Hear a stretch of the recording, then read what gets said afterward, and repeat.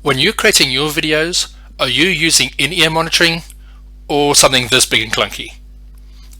This is what I'm going to be going through in today's video.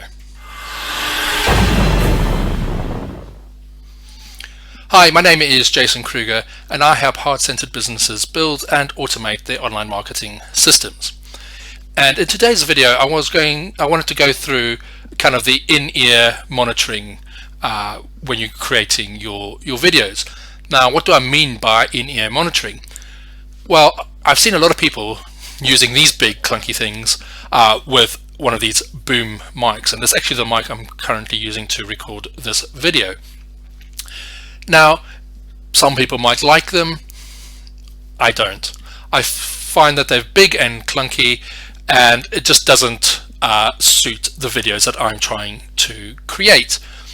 Now, when I say in-ears, you don't have to be using these big clunky things.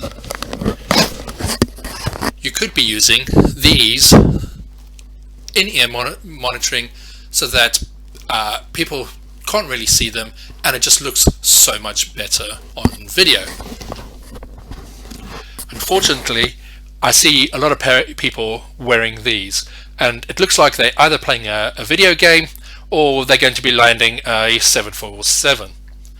Now, when you're creating your videos, I think you need to decide the kind of look that you want to be going for. Do you want big and clunky or the kind of in-ear can't see type headphones? It is your personal choice, and as I said, I prefer the ones that are hidden. I just don't like these, and like I said, it doesn't suit me and it looks like I might be landing a 747. When creating your videos, bear that in mind.